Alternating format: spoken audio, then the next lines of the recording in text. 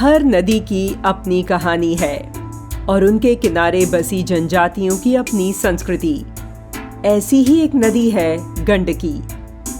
नेपाल और भारत के बिहार में कल कल बहने वाली गंडकी नदी को पुराणों में सदा नीरा कहा गया है। गंडकी नदी नेपाल से निकलती है और पटना के पास गंगा नदी में मिल जाती है। इसे नेपाल के पहाड़ी भागों में शालिग्राम, जबकि मैदानी भागों में नारायणी के नाम से जाना जाता है।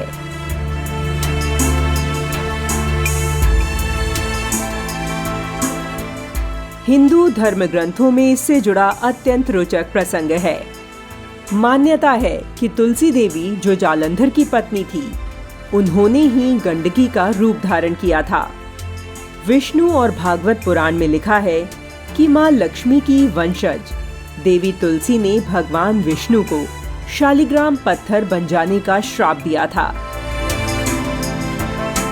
जबकि भगवान विष्णु ने देवी तुलसी को अगले जन्म में सदैव के लिए अपनी पत्नी बनाने का आशीर्वाद। इसलिए प्रत्येक वर्ष तुलसी और शालिग्राम का विवाह हिंदू धर्म में धूमधाम से मनाया जाता है।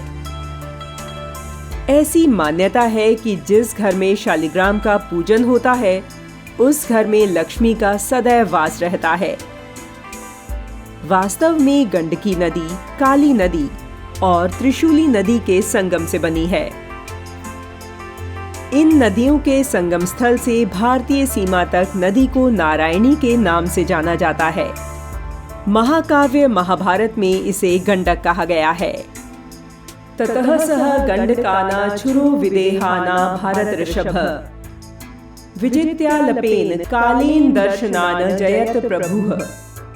अर्थात गंडक देश को विदेह या मिथिला के पास बताया गया है।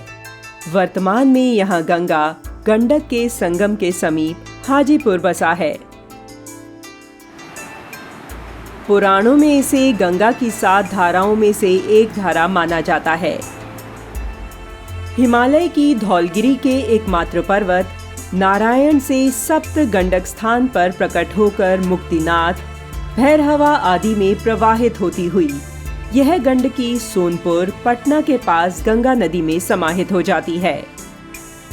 नेपाल में बहने वाली इस नदी के ऊपरी भाग को हिरण्यवती कहा गया है, जहां बड़ी संख्या में 33 प्रकार के शालिग्राम भरपूर मात्रा में मिलते हैं। गंडकी के 1310 किलोमीटर लंबे सफर में तमाम धार्मिक स्थल हैं।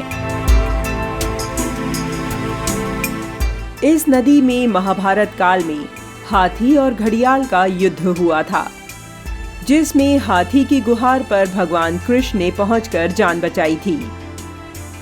भागवत व ब्रह्मांड पुराण में बलराम जी के यहाँ आने का उल्लेख है। जरासंध वध के बाद पांडवों ने इसी पवित्र नदी में स्नान किया था। मान्यता है कि इस नदी में स्नान करने वाले को अश्वमेघ यज्ञ का फल मिलता है और सूर्यलोक की प्राप्ति होती है। महाभारत के वन पर्व में लिखा भी है, गंडकी तु सभा साध्य सर्व तीर्थ जलोद्भवाम वाजपेय मवापनोति सूर्यलोक च गच्छति।